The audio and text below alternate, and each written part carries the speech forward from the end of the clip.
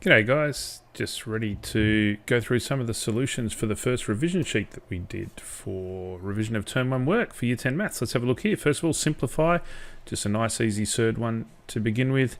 Remember, what's the key when we're doing these?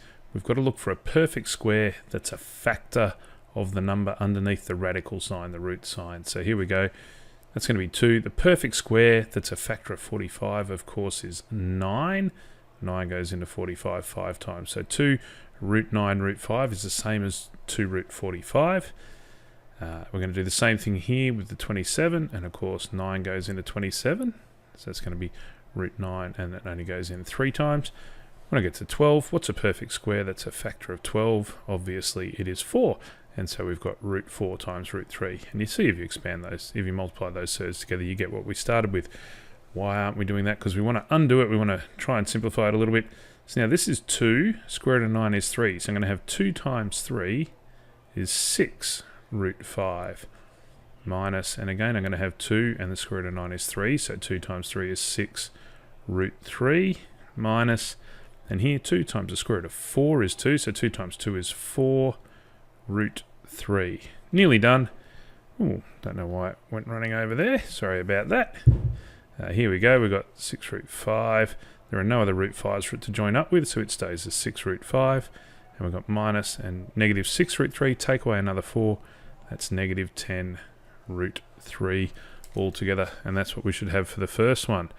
My tablet's playing up a little bit, but as long as you're not getting seasick, we should be able to keep going. Let's have a look at the next few questions we've got here. Maybe I'll try using the cursors. That might make it a little bit easier for you to follow. So we're going to try and rationalize the denominator here. Let's have a look at what I could do.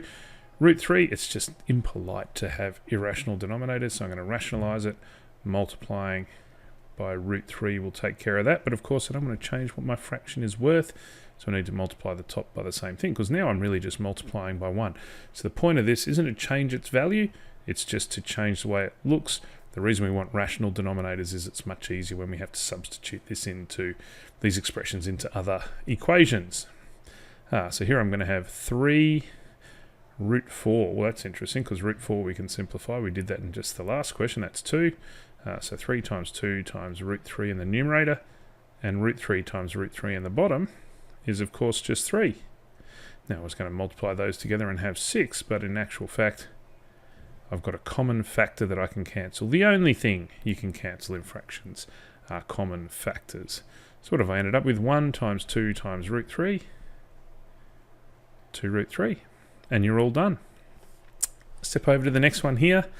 Question 3, 2 root 2 minus root 5 divided by 3 root 11. So the root 11 is the problem. That's the irrational part. That's the only bit I need to change. So I'm going to multiply by root 11 over root 11. And then I just need to make sure I'm applying my distributive law. When you have a fraction, the vinculum, that's the horizontal line in a fraction, the vinculum acts as a set of parentheses, as a set of brackets around those things, grouping them together. So this root 11 needs to multiply the first term, and it needs to multiply the second term. So I'm going to have 2 root 2 times root 11 is 2 root 22, and negative root 5 by root 11 is negative root 55. All of that divided by 3, and root 11 times root 11 is of course 11, so that's over 33. There's no common factor there, nothing I can cancel. We are done. The more fun ones, where we get to use our favourite rule in maths. Remember your favourite rule in maths, the difference of two squares. A squared minus b squared, that's a plus b, multiplied by a minus b. And so here, I want to apply that rule because that's the only way I'm going to be able to square this root and square the 3 separately to each other so that I don't introduce a new one, a new surd as when I'm doing my multiplication. So I multiply by root 3 plus 3 over root 3 plus 3. You would have heard your teacher call that the conjugate probably. Now I go ahead, apply my distributive law, so I've got 2 root 3 plus 6, and you'll see I could have kept that 2 out as a separate factor. You'll see why in a second, but it's okay for now. On the bottom, the root 3 gets squared, so root 3 when I square it just becomes 3, minus, and 3 times 3 is 9. We can simplify that a little bit. It's 2 root 3 plus 6 over negative 6. And here's where I said you could have done a bit of simplification or kept the numerator factorised, because now I can see I've got even numbers on the top, even coefficient of root 3, even number here, even number on the bottom. So 2 is a common factor. Root 3 plus 3 over negative 6, and then I can cancel that common factor. 2 goes into 2 once, and into 6 3 times. So you could leave your answer as root 3 plus 3 over negative 3. If you wanted to, you could write them separately. So I've got negative root 3 over 3 minus 1. You could argue all day long as to which of those is simple or not simple. I would be very happy if you left your answer like that or like that, and I'm sure your teacher would be too. I think probably I would tend to stop once I've still got it as one fraction, but that's totally up to you. So, continuing with our revision here, question 5, root 3 by root 5, well, we've already been doing something like that, 3 5s are 15, we're done. When we get to our expansion one here, a couple of ways you can do it. If you notice there's a common factor that, say here 3 is going to go into 6, it's probably worth your while just writing that 6 as root 3 by root 2 before you do your expansion, and that's going to remind you that when I multiply by the first term, root 3 by root 3 is just going to be 3. So we're going to have 3 root 2. I was about to point to the root 2 and I still wrote a 3 anyway.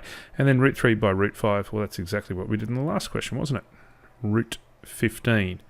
And that would be your answer. Let's have a look at the alternate method. There's always, or there's often more than one way to do a question. Let's have a look at the same thing. Had I done it in blue, root 3 by root 6 is root 18. And root 3 by root 5 is root 15. And then I could simplify the root 18. I said, oh, well, 9 goes into that twice. So I can make that root 9 by root 2. Why did I choose the 9? Because it's the smallest perfect square that's a factor. So I can simplify it and get 3. Root 9 is 3. Root 2 plus root 15. Now, I'm not sure which way you found easier, but hopefully you can follow at least one of those ways. Let's keep going. We'll get down the rest of this page and see where we're at. Oh, look, it's our favourite rule in maths again. A plus B, A minus B. That's the form, isn't it? So this is just going to be the square root of 3 squared minus 5 squared. You don't have to include that step, but if it helps you organise your thoughts, there's nothing wrong with that. Root 3 squared just becomes 3, and minus 5 squared is 25. 3 minus 25, negative 22. Oh wow, super easy. Square root of 36, 6. You just need to know those values, don't you? This one here is another interesting one. I'll do it a couple of different ways, and I'll let you decide which way you think is easier. My preferred way, I'm going to leave the 5 out the front. Obviously, I've got to try and simplify this by finding the largest perfect square that's a factor of it. 512 is a big number. You may struggle to find the largest perfect square, but hopefully you recognise 512 as a special number. Let's see why. 2, 4, 8, 16, 32, 64, 128, 256, 512, 1024, etc. They are, of course, our powers of 2. So we can see here, that's 2 to the power of 1, 2, 3, 4, 5, 6, 7, 8. 512 is 2 to the power of 9. And what I do, first of all, is I just rewrite that as the square root of 2 to the power of 9 times m squared. That's pretty good, except to simplify this, I really want an even power. So when I square root it, remember square rooting is the power of a half, you're just going to halve whatever value, whatever the index is. So I rewrite this again, it's going to be 5. Well, the biggest even number that's less than 9 is 8, isn't it? So I could write this as 2 to the power of 8, m squared multiplied by root 2. There's a 1 there if you like. You can see that if I multiply them together, I'd still end up with 2 to the power of 9m squared, which is 512m squared, which is great. But now I've got a surd that's a perfect square that I can simplify easily. This is a 5. What does that surd become? 2 to the power of 4. What's that? Oh, we've just lost it off the screen there, but I'm sure you probably already knew. 2 to the power of 1, 2, 3, 4 is 16. And the square root of m squared is just m. So the square root of all of that is 16m, and this root 2, that can't be simplified. That's the surd part, and it stays like that. 5/16 are 80, so I have 80m root 2. And you could write it as 80 root 2 times m. Sometimes I prefer it like that. Sometimes I prefer it the 80 root 2 times m, but you need to be really careful with your radical sign. Make sure it's not extending out over that m, because that would change it. But either that one's correct or that one's correct. I'd be happy with either of those. From surds, you're probably looking for a bit of relief, and we just get some nice little simplification. 1 minus 7x minus 2x minus 1. Well, 1 take away 1 is nothing. Negative 7x, take away 2 more x's. Negative 9x. Nice and easy. This one here, we're just going to have to expand our brackets using our distributive law. 6 3s are 18. 6 by negative 4x, negative 24x. We still have to take away another 4x. So what do I end up with? 18 minus 28x. And last couple for this first video, I think. Negative 3n times 1 plus 3n and n times m plus 2. What do we go ahead and do? Expand using our distributive law. That's just going to be negative 3n. Negative 3n times positive 3n. Negative times a positive is a negative. 3 3s are 9.